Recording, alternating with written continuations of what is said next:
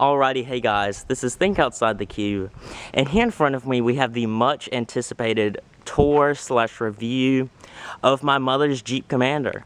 This is a 2009 Jeep Commander Limited with the 4.7 liter V8. It is just a rear-wheel drive model, no four-wheel drive on this one. And this is the infamous Commander on my channel that has had over $8,000 worth of work over in that engine bay. We did purchase this car in February of 2010, actually. It was a leftover 2009 model. A little backstory, won't go into too much detail. My brother needed a car, so they basically just passed down the Envoy to him. And so my mom wanted a car shop. She was tired of the mundane look of the Envoy and wanted something different. So she looked at the Nissan Xterra, Toyota FJ Cruiser, and this, obviously. We ended up going with the Commander just because it was so much more luxurious, had the third row, so many more options were available on it, and just the bang for your buck aspect was a lot better than those Japanese competitors. Now I say competitors loosely, they're not really direct competitors, those are just cars my mom really liked and wanted. Now what Jeep tried to accomplish with their first ever third row vehicle, they wanted a 7-passenger entry-level luxury SUV. Now there is a trim level above this, and it is the Overland trim. I really wanted my mom to get an Overland, but it did come standard with the 5.7 liter V8 and trail rated 4x4. And we didn't really need either of those. We test drove a V6, the 4.7, and the 5.7, and the V6 was absolutely gutless. And the 5.7, my mom really couldn't tell a difference between the 4.7 and the 5.7. So we ended up going with just this Limited that they already had on the lot. We weren't about to special order. They gave us a really good deal on this one too. But let's go ahead and hop inside and see if they really did accomplish that 7-passenger luxury SUV that they wanted. Let's go ahead and take the key out. Looking at your key, speaking of which, this is not the original key. The other key fob is inside, the one my mom carried daily. And it's not holding up too well. This is a Mercedes inspired key.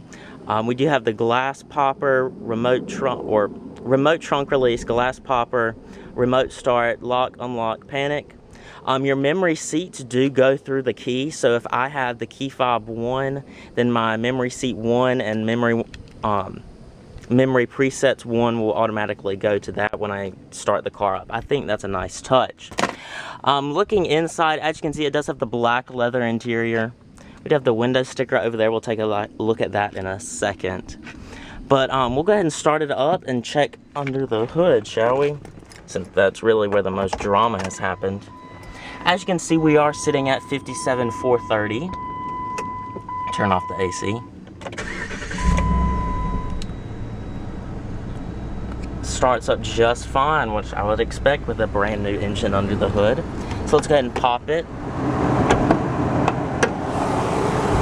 It is hydraulically assisted. As I said, this is Jeep's 4.7 liter V8. It was updated for 2008 for more power and better fuel economy. You do get about 14 city, 19 highway with this engine compared to your 5-speed automatic. And it does have 305 horsepower with around 330 pound-feet of torque. I put the correct numbers in a little annotation. But as you can see, this is a brand new engine, batteries, all that kind of stuff. This battery is huge. But that's basically all that happened. Our water pump basically blew up, causing the engine block to crack. I don't know the specifics. As you can see, the Jeep dealer we took it to didn't even have the decency to clean the headliner from the whole fiasco. After spending $8,000 at the dealership, not cleaning the headliner, not giving us a complimentary car wash, I was quite astonished, but I guess that's why you buy a luxury brand for a luxury treatment. Let's go ahead and check out the interior. So coming inside, as I said, this is Jeep's black leather interior. How this seat is, all of the seats are like this, but this little thigh support thing really does help. It is power seats, memory seats, as I said over here on the door. Let's go ahead and hop inside. Okay, we need some circulation. That's what we need. Looking at your door panel, this is a soft touch upper door panel. Really unusual for the class. I mean, the Pilot was all hard touch, all that kind of stuff. Looking down here, you do have a rubberized armrest. Then you do have a leather door pull. Looking over here, you have some faux wood trim, driver and front passenger automatic windows, power locks, power mirrors. Over here, you do have your power pedals. Looking at your steering wheel, it is leather wrapped with some chrome accenting. Cruise control down here via Toyota style. You do have your driver information controls right over here. You have your automatic high beams and headlamps over here with you pull for fogs, panel dim. Then over here you do have your rain sensing windshield wipers and controller for your rear wiper. Looking at your gauges, as you can see, they're very plain, they look good, kind of classic, I guess. As you can see, we are averaging 18.4, which is pretty good, but this is mainly all highway. We just go back and forth to the beach in this thing. On the back of the steering wheel, you do have Chrysler's signature audio controls on the back of the wheel. Looking over here to your center stack, you do have the original Uconnect system. Back in 2006, they had a horrible navigation system in these things. Well, this one is the updated Uconnect. It does have Sirius XM. It is hard drive based with Bluetooth. It's a really nice unit, and they still use it today in some of their cars. Not a bad little system, I must say. It's pretty snappy too. Looking over here, you can go to nav, press map, and it'll show you all the street names and such, points of interest. It's a pretty fast little system, to be honest. Menu, you can go through the menus of updating your setups and all that kind of stuff. Go back to radio media.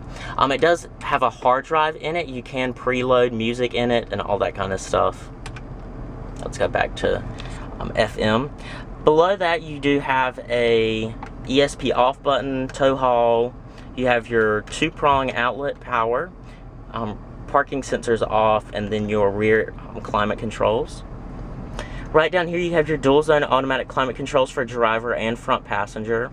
Not digital though, I guess they just wanted to go the knob route this time. Dual stage heated seats for your driver and front passenger. Down here you do have two power outlets, little storage cubby, some coin storage. Right here you do have your 5-speed automatic with manual shift. It is a pretty good automatic, eager to downshift really. Putting it in reverse, you do have a rear backup camera, check entire surroundings, and you do have rear backup sensors also. Looking over here, you have my mom's sunglasses, cup holders, my cell phone. They're pretty good sized, which is surprising for an American car. Looking over here, some more storage for like a pen. Your center armrest is stitched and padded in leather. Coming inside, it is pretty good size with some storage up there. Over here you have another storage pocket, and then your glove box is not damped. So there's plenty of little nooks and crannies to store stuff. Let's go ahead and check out the window sticker. As I said, this is a 2009 Jeep Commander Limited 4x2 with the base 4.7 liter V8. As you can see, your optional equipment are exterior appearance package, tow haul group, a rear seat entertainment group with back seat TV, power lift gate, and your destination charge. That brings a total of $41,190. We got a few thousand off of that just because it was a leftover 2009 model in 2010. As you can see, we have our warranty down here, lifetime powertrain, which this was when Chrysler was going through their whole bankruptcy scam, so no one wanted to buy a car. Does get 14 in the city, 19 on the highway. We've seen as high as 25 on the highway, but that is very rare.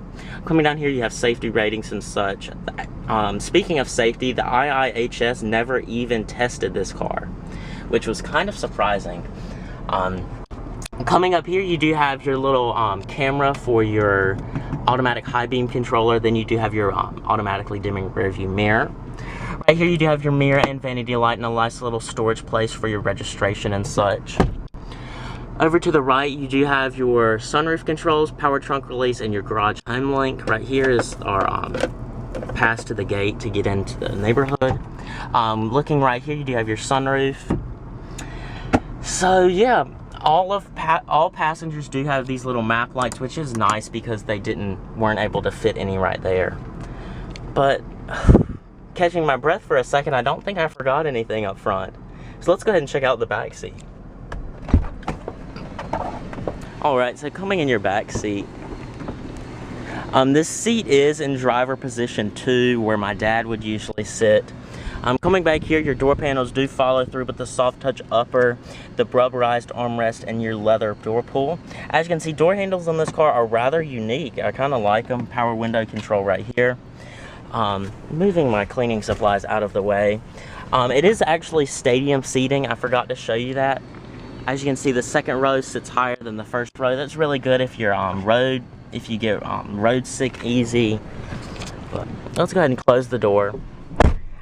As you can see, trying to squeeze in a third row into a 2-row Grand Cherokee platform was probably not the best idea. With my dad's current seating position, I am digging my knees into the seat, but luckily it is pretty pliable, so my knees aren't going to crack anytime soon. Looking over here, you do have rear seat vents. You have dual stage heated seats for the rear 2 passengers. You have your AV inputs and your 2-prong power outlet. Over here you have mom's interior design stuff. 1 map pocket. Looking at your seats, they are perforated with some stitching. This center portion is genuine leather, but these bolsters are pleather. Looking right here, you do have a 40-20-40 split folding rear seat. Looking down here, you do have this armrest and very Mercedes-like cup holders. We thought these were going to break from day one, but 5 years later, they still work perfectly fine, so I was surprised about that. Looking up above, you can see rear passengers do have little skylights to look out of. No leaking issues so far, nothing like that, but they do not open. Right here, you do have the rear seat entertainment system with satellite TV going through Sirius. We did end up having a subscription to that for a few years, but I ended up talking Dad out of that and getting me an iPhone and just paying for data. You have to remember, when we got this car, I was like 12. Looking over here, you have damped handle, coat hook, and your map light right here. So yeah, that is basically it for this second row. We'll go ahead and check out the third row.